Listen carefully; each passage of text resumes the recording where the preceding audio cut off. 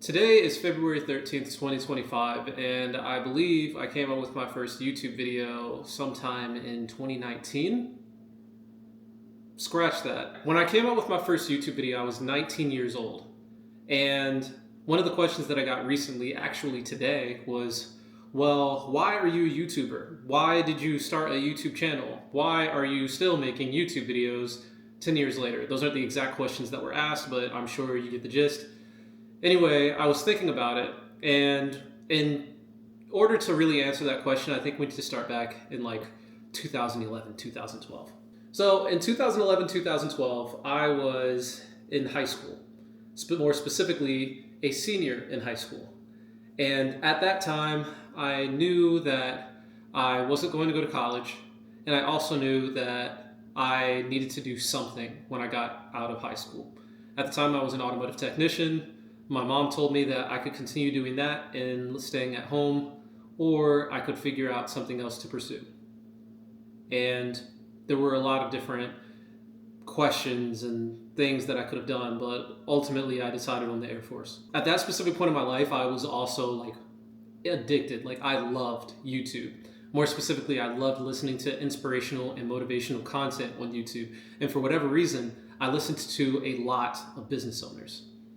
I also had some entrepreneurial ventureships under my belt, did some sales associate stuff and some like network marketing MLM stuff in high school. And I knew that entrepreneurship was more in line with what I wanted in the long run, but the military is what made sense in the immediate future after graduating high school. Anyway, there was like this one guy, his name was Gary Vaynerchuk, right? Gary V, who's still pretty prominent on the internet.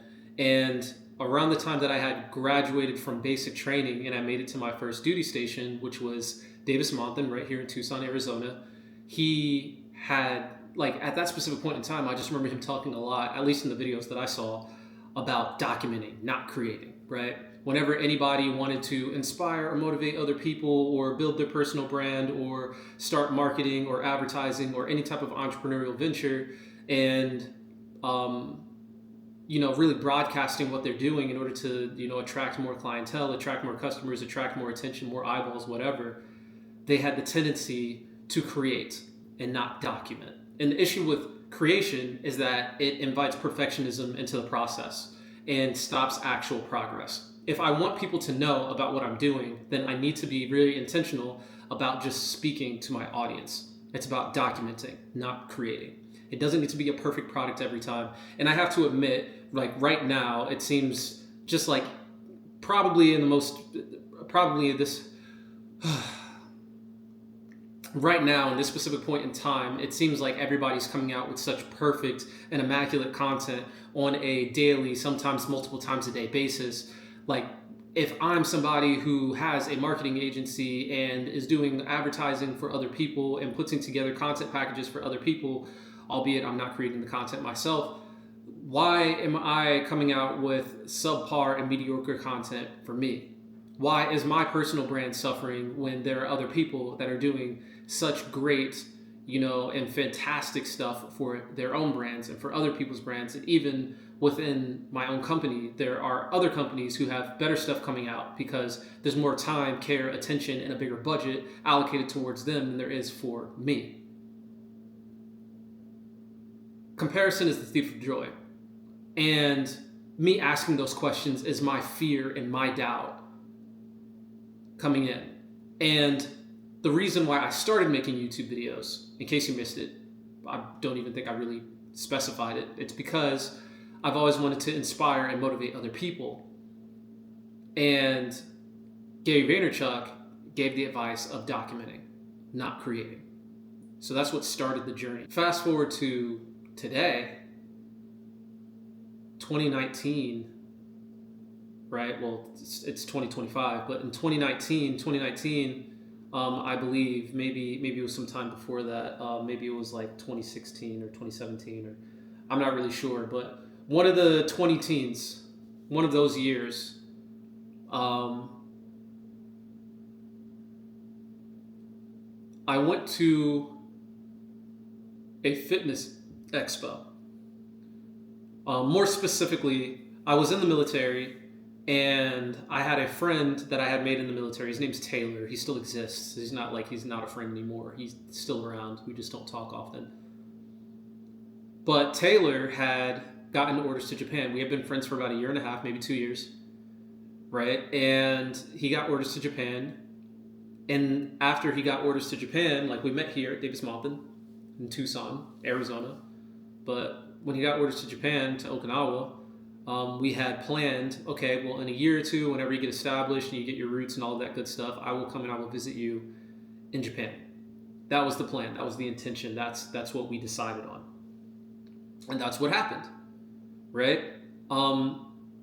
During our first trip, or the first time that I was supposed to go to Japan, he had a family member, I believe, who passed away. And when his family member passed away, that obviously put a hold on our plans, but I had already gotten the leave approved, the vacation time approved for this 30-day trip. And so I had 30 days to Japan planned. I had a booked flight that I now had to reschedule, right, or cancel. And the thing about the airline that I went through, I think it was American or United or something at that time, but they didn't do refunds, but what they would do is refund the credit, and then I could use that credit toward another flight. And since I already had these 30 days off, I decided, you know what, instead of going to Japan, since Taylor's not going to be there anymore, he won't be available, I think I'll go back home to Virginia instead. So shoot for the moon, even if you miss, you land amongst the stars. Went home to Virginia. I think I was in Virginia at my mom's house for like 3 or 4 days before I saw an announcement on YouTube by a fitness personality, this guy who was like pretty prominent on YouTube at the time, named Elliot Hulse. Elliot Hulse was holding a strongman competition in St. Petersburg, Florida, or Tampa, Florida, like in that area, right, at the fairgrounds that they have there.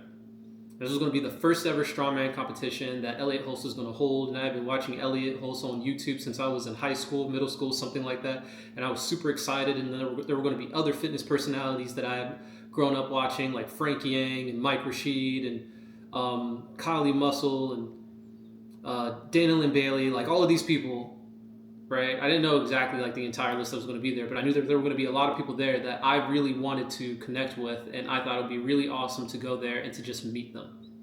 So I was in Virginia for maybe 3-4 days, saw this YouTube video, decided, you know what, I still have some, in case you like from Tucson at the time, I think a flight to Japan was like $1,600, and a flight to Virginia was like $600, like a round trip. So realistically, I probably had like $1,000 left over.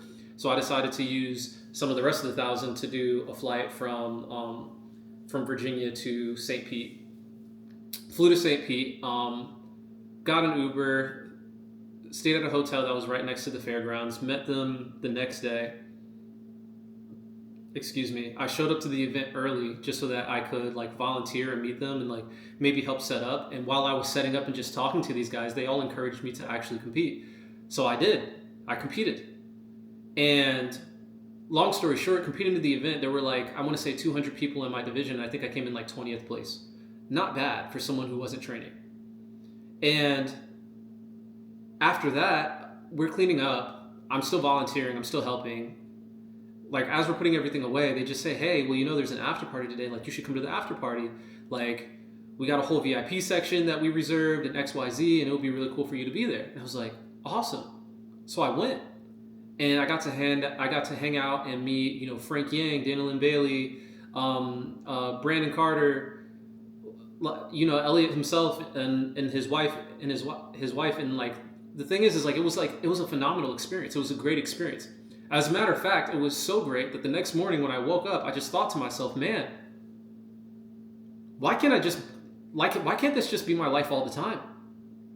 Right? Like, these people effectively got paid, like they're actively getting paid to have a healthy lifestyle, eat well, like hang out with each other, right? Promote fitness, promote this thing that they really love, build a huge community around it. The people in the community are just happy to be there, to have a sense of community, belonging, connection. They're all getting in great shape. Everybody's making money. And like, this is their life. And like, why wouldn't I want to do this just all the time? And long story short, I don't think that necessarily led me to being a YouTuber per se, but that definitely was something that made me more strongly contemplate the idea of entrepreneurship, building a life that I don't want to escape from. And I guess in a way is also the reason why at the beginning of this year, end of 2024, somewhere along that line, I decided, you know what? I am going to document my life more intentionally. I think that's really where it started. Anyway,